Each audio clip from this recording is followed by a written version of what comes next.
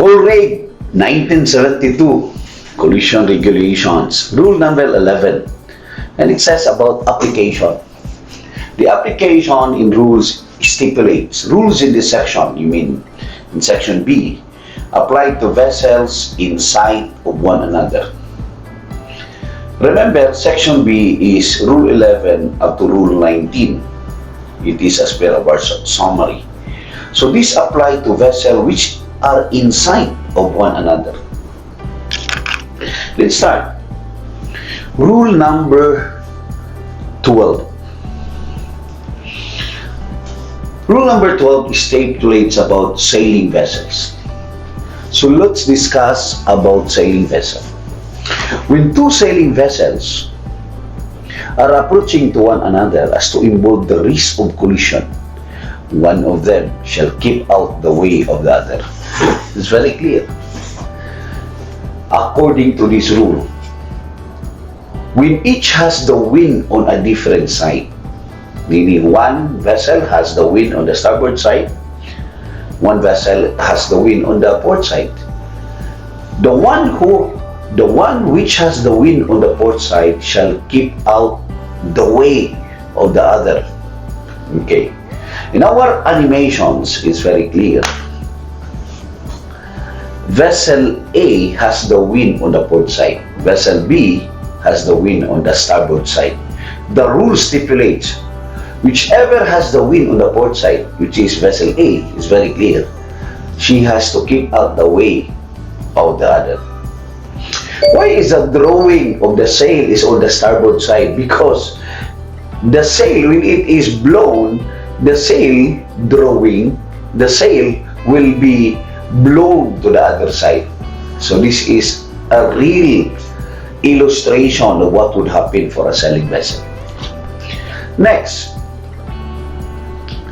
we both have the wind on the same side. So the first situation, we have the sailing vessel which has the wind on the different side. But this time, we have the wind on the same side. The vessel which is to windward shall keep out of the way of the vessel to leeward. Okay, so to know this one, we have to define the windward, meaning this is the wind on the same side, okay, and which is windward and which is leeward. So if you can see the wind here, the vessel which is blowing near to the wind, it is the windward. The leeward is the vessel which is covered. So in this illustration, vessel A or sailing vessel A is the windward, and the vessel B which is covered is the leeward. Therefore, vessel A has to keep out of the way. Well, principle wise will tell you that vessel A, since she is in the windward, she can easily maneuver. No? The wind is actually, she is directed by the power of the wind. Next, if the vessel with the wind on the port side sees, okay, sees a vessel on the windward and cannot determine with certainty whether the other has a vessel on the port or on the other starboard side, she shall keep out of the way of the other. Okay? Meaning, if a vessel with the wind on the port side, so you have the vessel on the port side, and cannot determine whether the vessel on the that she is seeing has the wind on the port side or the starboard side, she has to keep out of the way. So it means the precedence rule that says if you have the wind on the port side, always you have to keep out of the way of the other vessel. For the purpose of this rule on Rule 12 Bravo, okay, so you have to read this one. For the purpose of this rule on Rule 12 Bravo, the windward side, okay, the windward side, we have to read, shall be deemed to be the side opposite to that on which the mainsail is carried, or in the case of a square rig vessel, the side opposite to that which the largest fore and aft sail is carried.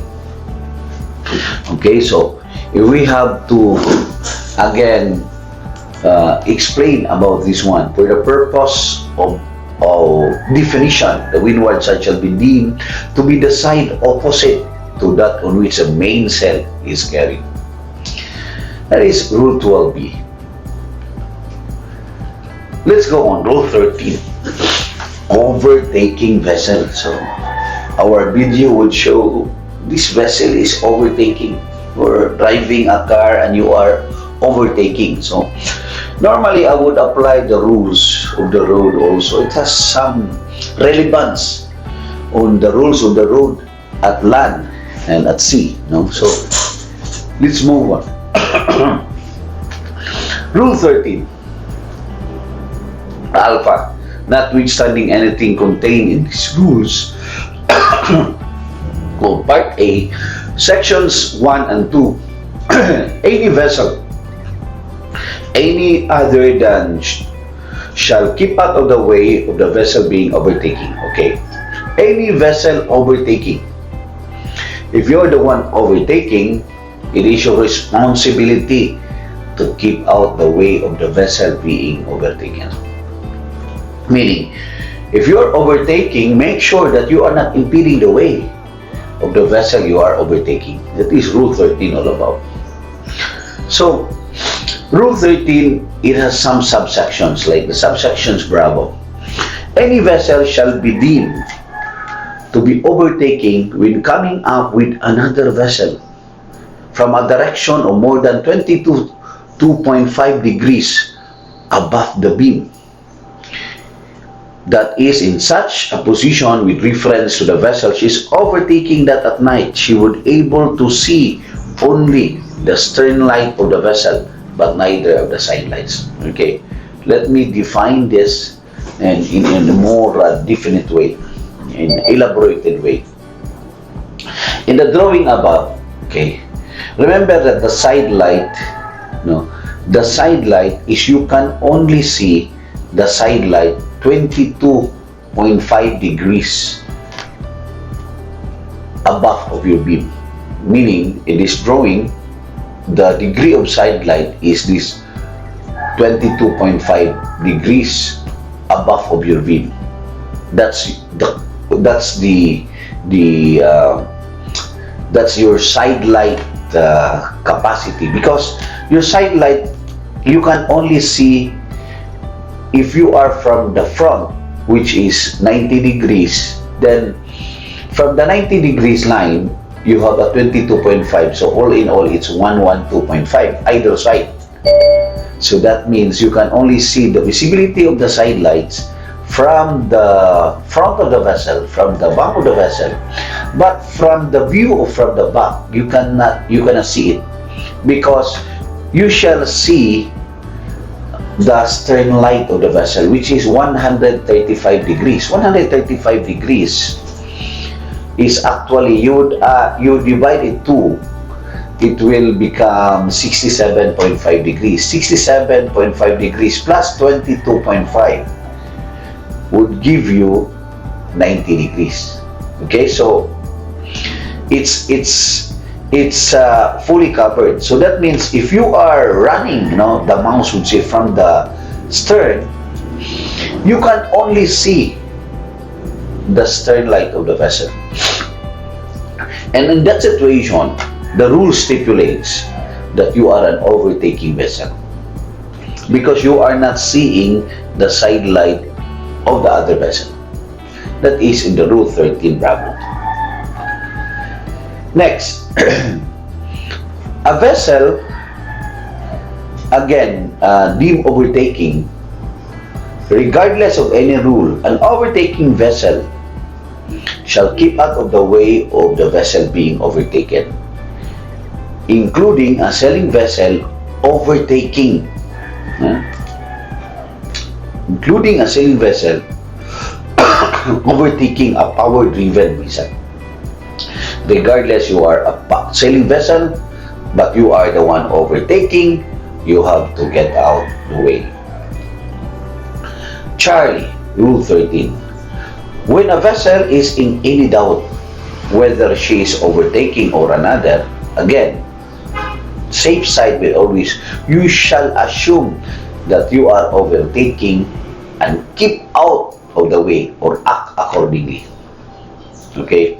On the drawing here, you can say on the animations, two sailing vessels overtaking one another. So it would say that A is a stand-on vessel and B is a giveaway vessel. Well, why? Because the rule is very definite. If you're overtaken regardless of what is your vessel, you have to get out of the way, including a sailing vessel overtaking a power-driven vessel. Rule 13 Delta. Okay, Rule 13 Delta. Any subsequent alteration of bearing between two vessels should not make an overtaking vessel a crossing vessel. Within meaning of these rules, or relieve the duty of keeping clear of overtaking vessel until she is finally passed and clear. Okay, I have to elaborate more. Because of the alterations, you have a lot of alterations during an overtaking vessels or even the vessel overtaking. The first instance, the case that if you are the one overtaking, even the situation would make you in a crossing vessel, two of you in a crossing situation, still it does not relieve the duty of overtaking vessel for the first instance case to get out of the way of the vessel being overtaken. This is how clear the rule is. You're overtaking, you keep out of the way. Regardless what would be the subsequent cases will happen later. On the drawing again is a two sailing vessels overtaking one another with the wind on the same side. A is a stand-on and B is a giveaway. Again, the rule is very clear, even on sailing vessel. You're the one overtaking, you have to get out and clear of the way. Okay, Rule 14. Rule 14 is about head-on situation. Head-on. You see on the bow of the other ship from your bridge, and you are really in the head-end situation.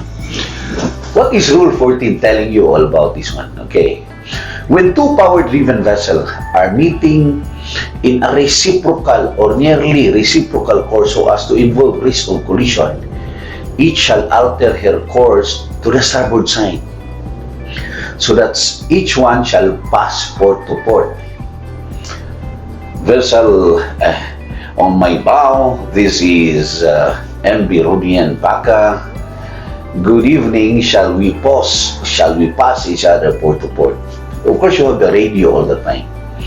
The rule stipulates for you to use also any other means on how to communicate the other vessel. Especially on, you have to make this in a large, bold, but with ample time. You can see the vessel even 12 miles from the radar, 6 miles from the radar. You have to ask their intention. Captain, what's your intention? Are you going to pass on this way, that we have to pass each other on a head-on situation? Then we have to pass port to port. Thank you very much. This is how we do. Such a situation shall be deemed to exist when a vessel sees the other or nearly ahead. Okay, nearly ahead by night, or she could see the masthead of the lights of the other in a line or nearly in line, both side lights by day. She observes a corresponding aspect of the other vessel. Okay. On the night time, it's very clear because the masthead light is really in front of you with two side lights, green on the starboard and red on the port side. So in the night time, you cannot see the shape of the vessel, but you can see the masthead lights and two side lights. That means you are really in a reciprocal or nearly reciprocal. You are in a head-on situation. Gentlemen, that was Rule 14, which is head-on situation. Now let's go on. crossing situation. You are crossing, you're no longer overtaking, you're no longer also in a head-on situation. So what to do with the crossing situation? Okay, the rule stipulates in the crossing situation, when two power-driven vessels are crossing so as to involve risk of collision, the vessel which has the other on her starboard side shall keep out the way of the other, and she shall, if the circumstances of the case admit, avoid crossing ahead of the other vessel. Okay, so let me redefine this. When two power-driven vessels are crossing so as to involve risk of collision, the other which has the vessel which has the other on her starboard side, on her own starboard side, shall keep out of the way. It's very clear. So vessel Alpha, for example, she has the other vessel on the starboard side, but she has to keep out of the way. So the crossing situation is that if you have the vessel like Alpha having the vessel Delta, she has to keep out of the way. Also on vessel Charlie having the vessel Alpha, she has to keep out of the way. Vessel Delta having vessel Delta also in this situation, even it is not illustrated that she has the other on the starboard side, she keep out of the way, because the rule will stipulate that you have to really avoid the collision at any means. Okay, so let's go on. When two power-driven vessels are crossing so as to involve risk of collision, this is very, very clear on crossing situations which we have defined. This is beam, this is the other one. You should take the action in ample time and bold enough to give the other vessel a very good signal that you are actually altering your course. Another illustration, this is very clear, Alpha and Bravo. Vessel Alpha has the vessel Bravo on the starboard side. Therefore, vessel Alpha is considered a giveaway vessel because vessel Alpha sees the red light of vessel Bravo. Okay, so she is required by law to alter her course. Vessel Bravo is considered a stand-on vessel. So if you are vessel Bravo, you see the green light of vessel Alpha, but your red light will be seen by red Alpha. So by vessel Alpha. So the illustration, the animations is very, very clear. Now, another situation is that if you are in doubt, if B is in doubt, if vessel B is in doubt of A's intention. Now, so a while ago we presented an animation in which vessel Alpha really altered course. But if you are the stand-on vessel and the action of vessel A, if you are the vessel B, which is a stand-on vessel here, but the action being taken by vessel A, which was supposed to alter the course, makes you misunderstand or you really doubt her intention. Is she really altering your course? If it crossed that mind, then make your necessary action. Action, good seamanship, a prudent mariner, as required by Colregs. Even you're a stand-on vessel, make your action to avoid collision. Mariners, we have discussed already Part A, Rule 1, 2, 3. Rule 4 to 19 is Part B, which which is steering and sailing. I have discussed already rules 4 until rules 15. We're gonna finish the rule B, what is part B of steering and sailing, in the next tutorial. Thank you for tuning in, RODIEN PACA TV. Happy sailing!